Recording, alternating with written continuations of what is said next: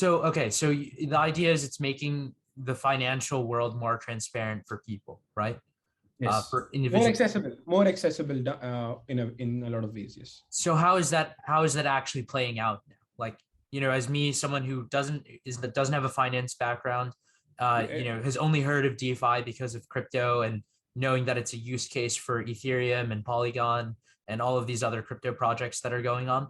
Why should I care about DeFi? I think it's the same reason. Like, you should care about DeFi for the same reason you care about your money. Like, it's as simple as that. Like, if you really want to care about your savings, inflation, your banks, if you're even a little bit financially literate, then you should definitely care about DeFi. And the reason I say that is because it allows anyone to create financial instruments and anyone to use financial instruments without any geographical limitations. So, like, for example, if it was Bank of America, you can access its products only in the US. Or if it was Barclays, you can access in London or somewhere else, like wherever it has a branch, for instance. Whereas Aave or Compound or Uniswap, it is a protocol like HTTPS, like SSL, like all these internet protocols, right? Like mailing protocols, security protocols that are baked into the internet since like HTTPS, since the era it was the 7th layer of internet came into picture. And these protocols are decentralized. No one controls them. These protocols are very transparent. Everyone can see them. Can reverse engineer, can figure out what exactly is going on. It's like Bitcoin. Then the reason why it is because it provides financial freedom, financial accessibility to tools to the tools that maybe 20 years back was only possible in hedge funds. 30 years back or 50 years back was only possible in certain labs in the worlds, or 100 years back was only possible with king states or nation state, like very, very noble people could only access them. Whereas now with these protocols in 5 years, 10 years down the line, and with layer 2 scaling solutions like Polygon, where fees is very low, the transaction fees is very low, you can access these protocols. Like anyone can with $5 or 5,000 or 5 million. It's the same thing. So I guess my next question from that would be, could you explain a little bit about what Polygon's doing in DeFi and what are the tools? Do you guys provide the tools, these instruments that you just mentioned yourself, or is this something that you're just creating a framework for other people to create tools that people like us can use? I think Polygon essentially is a blockchain, is a layer 2 scaling solution. And what that means is, like, we allow Ethereum to become more scalable. Sure. So Ethereum currently has a lot of scalability problems, and over time, of course, they'll be solved out. But yeah, right now it's a little bit expensive. It takes about $50, $60, maybe $100 to do a transaction. But Polygon, it's essentially like $0.02 or something like that. And what that does is, like, you have anyone in the world with even like a $10 ticket size can access all these protocols. And yes, on Polygon you can access all of these big protocols like Aave, Compound, Uniswap, which is the exchange, and Aave, Compound are lending markets. They hold about $9-10 billion. Polygon in general holds about $6 billion TVL, which is total value locked. And we have about 3 million monthly active users. 3 million monthly active users on the blockchain, which is after BSC and Ethereum, Polygon is the most used blockchain. So I think if anyone wants to deposit their fiat, so a lot of people in European countries where there is a negative interest rate, or even in the US, of course, like 0.1% interest, which is like, what is that? Not good with inflation. Yeah, it's like you're losing money if you have money in the bank. Sure. So you put your money using fiat on ramps on Aave or Compound, and you can get 5%, 6%. At least you're beating inflation. If at least you're on par with inflation. Sure. So yeah, those things you can do on Polygon and in a cheap way. So I guess Polygon is just the infrastructure to use other financial tools like Aave or the other ones you mentioned. Um, Yes. why would someone, you mentioned locking your money in with Polygon? Why would someone who's just out of college go to you guys to lock your money, or in fact use your own or use tools on the Polygon blockchain rather than just go to a mutual fund or a hedge fund or whatever traditional way that they've invested before? That's a good question. The reason they should look, of course, like DeFi is still very early and it's still very risky. I mean, of course, like, there's no, I wouldn't say keep your whole money into DeFi. That's a wrong way of putting it. But this is the future. And when this is the future, you have to allocate some capital into it because you have to learn what the future will look like. And because this is the future, the smartest people in the world are gravitating towards DeFi and working in this space. So over time, things will become much more resilient, much more accessible, and people should put some amount of capital into it and just learn how things are, why things are important. Because even if you look at any Bank of America or Citi or whatever, it's very inefficient. The processes for opening an account, for opening a checking, savings, or even if you go a little deeper into trading into stocks or those things, they're pretty complicated, and like not everyone can understand them. Whereas with DeFi, like you with one wallet, like you can access the same tools which everyone in the world accesses. So like think of it like NYSE, New York Stock Exchange, where everyone in the world can access New York Stock Exchange. Sure. So that is a very big deal, and brings a lot of capital. Slowly, eventually, will bring a lot of capital into the system. So the future prospects of DeFi is very, very large to ignore at this point of time. So I guess is the question, like, if I'm interested in investing in DeFi, right? Is it that I can just keep my money locked with you and I'll get 6%? Or is it that, I can invest either in the matic cryptocurrency and then just bet on your guys' project?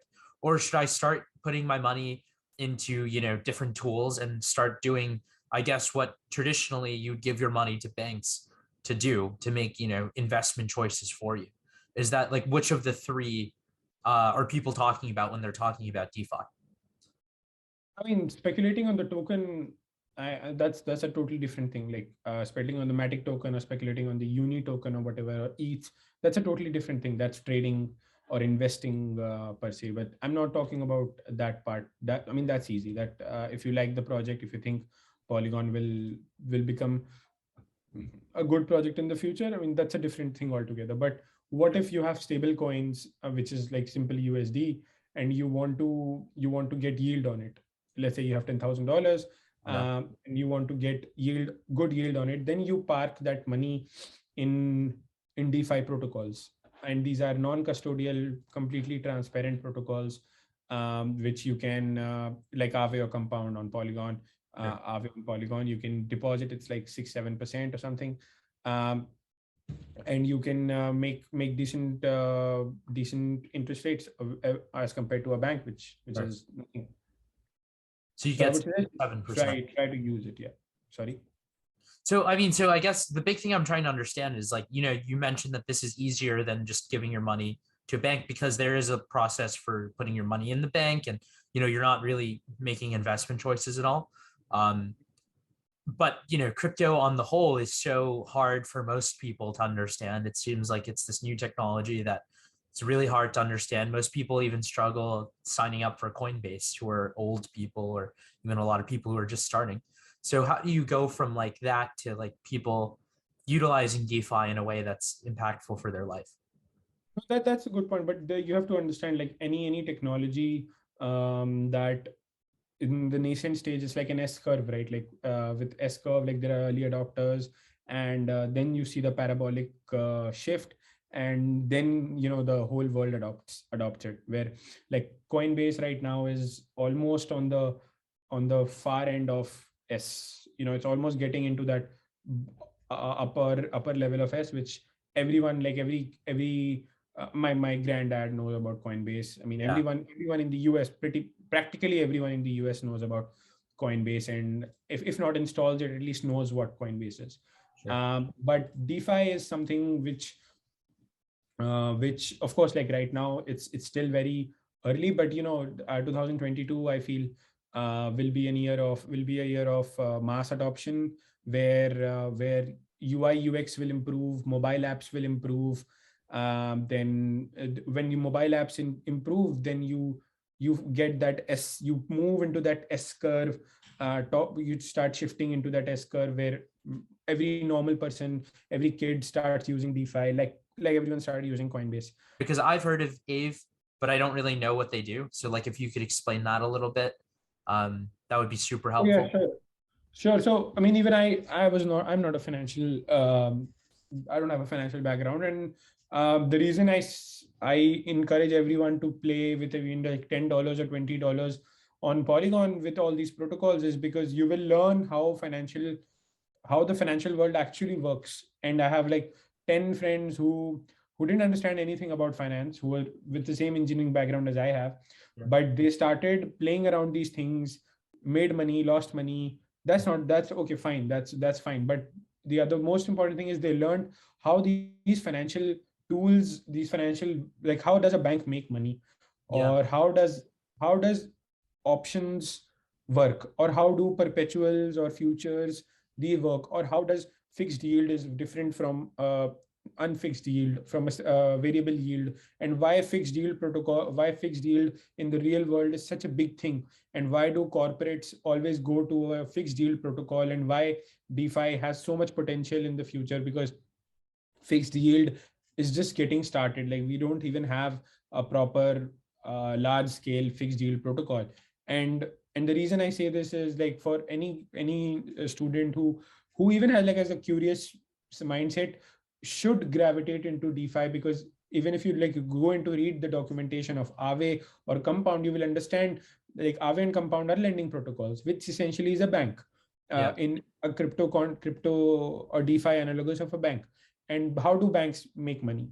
Banks make money by the difference between the interest they give versus the interest they charge, and that's similar to but on the banks, they have all the authority in the world to change it to whatever will there is.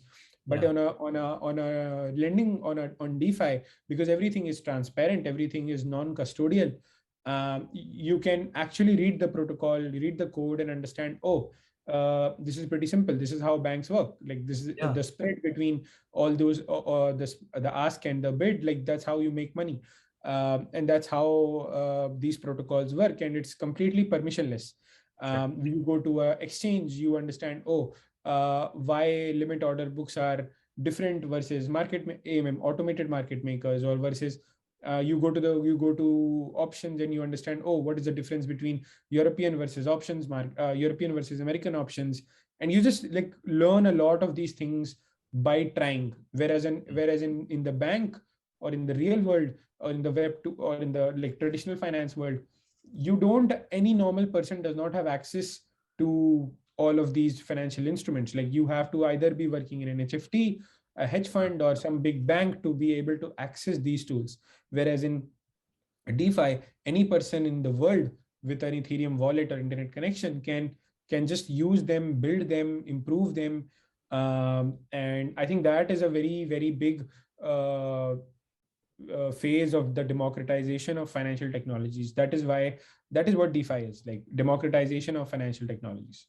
And that's kind of like where I want to, ask a question, because one of the things I love the most about crypto and Bitcoin especially is the idea that people from around the world will be able to earn money in a way that, the barriers previously prevented them. One of the guys we just had on the podcast was this guy, Da Vinci Jeremy, who is famous for saying everyone buy $1 worth of Bitcoin 10 years ago when Bitcoin was like Oh, a right. dollar a Yeah. coin. So we had him on the show, and he's, a black guy from Chile who Yeah. in the traditional world has no way of competing with an American who's raised and is raised in a wealthy suburban American community in terms of creating wealth. But I want to know how DeFi will help people around the world create wealth in the way that Bitcoin was creating wealth for people 10 years ago. Oh, that's a very good point. Like DeFi, because like I just said, first of all, it educates you because there are so many smart people in the world, in the DeFi community, and everything is transparent. So you can go to the forums, you can go to the discords, you can go to the governance forums, and I think that's where you will learn the most about and since everything is transparent and everything is decentralized, so not one person or even the founder of Aave or Compound cannot make a change in the protocol without the community's quorum. Yeah. uh, and that is a big thing, big thing, because then you understand, oh, how do these changes actually happen? Like, first of all, you educate yourself on why do these things happen. Like, okay, why do the interest rates, what is inflation firstly? Yeah. Secondly is, what are these interest rates, how do they manage everything? So you understand the internal mechanics of these financial instruments.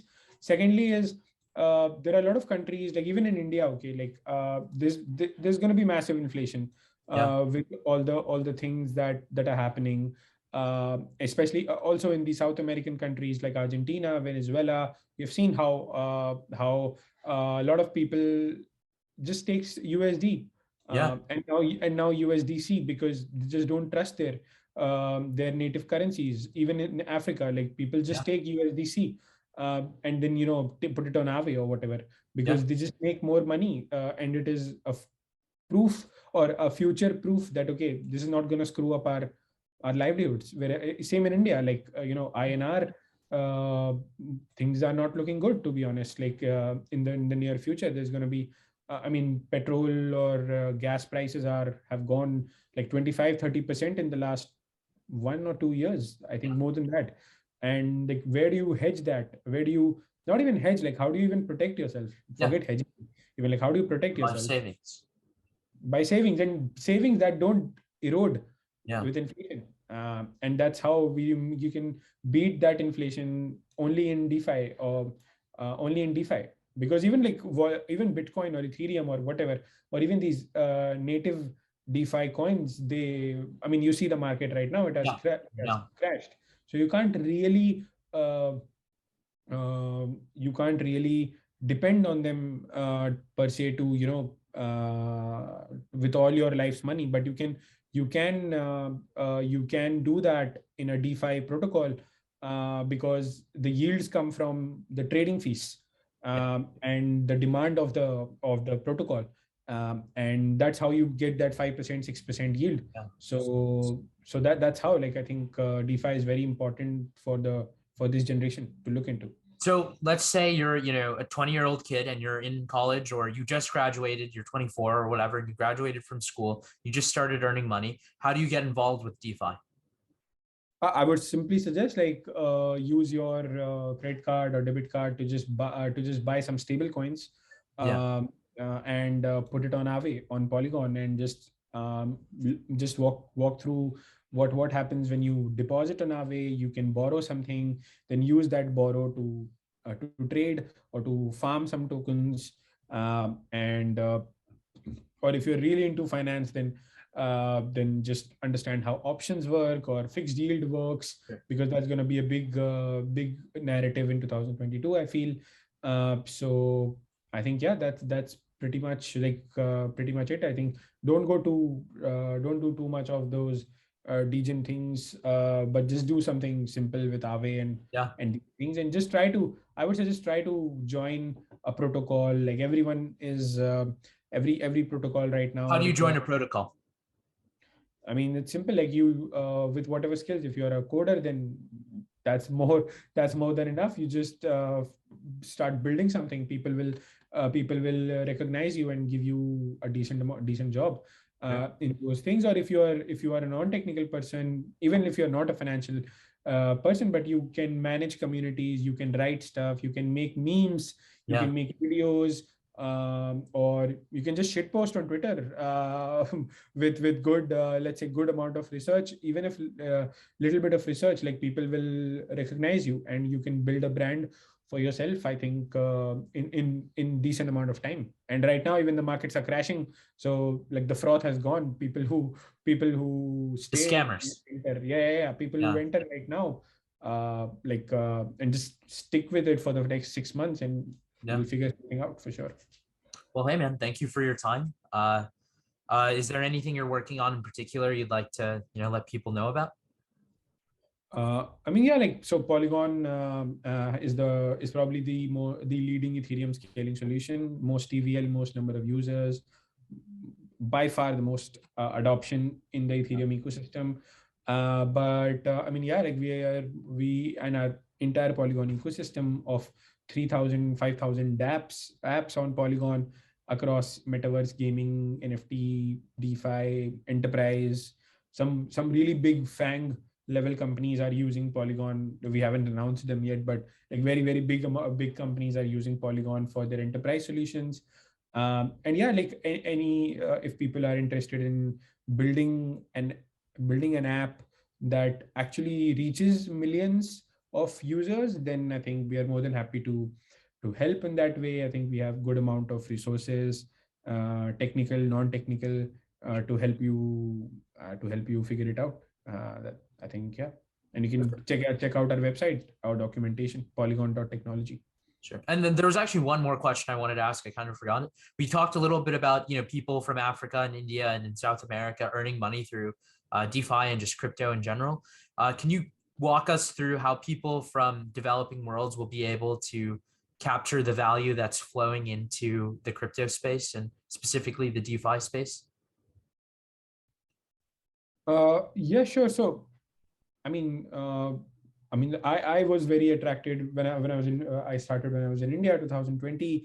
I was very attracted to this DeFi specifically because in India, like let's say Facebook, let's say 10 years back, okay, 2007, 2008, when Facebook came out, okay, but only a handful of investors in the US, Sequoia, whichever the investors were, could only participate in that protocol, in that company's IPO, or even not forget IPO, the general public could, but like even early on the private seed, private deals and all, yeah, you could not, like you just could not. Whereas in DeFi right now, you can be part of the protocol. There are so many fair launches. There are so many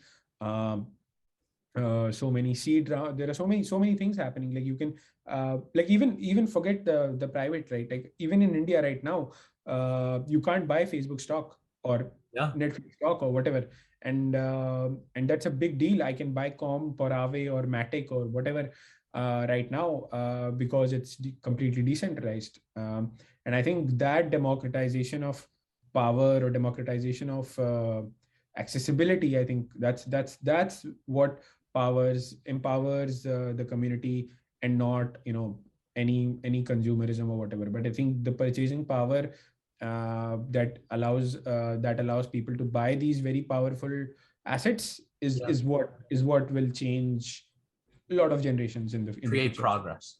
Yes. Well, hey man, thank you for your time, and I hope you're well, and take care. Thanks Jacob, thanks for having me. See you, man. Bye. Take care. Bye.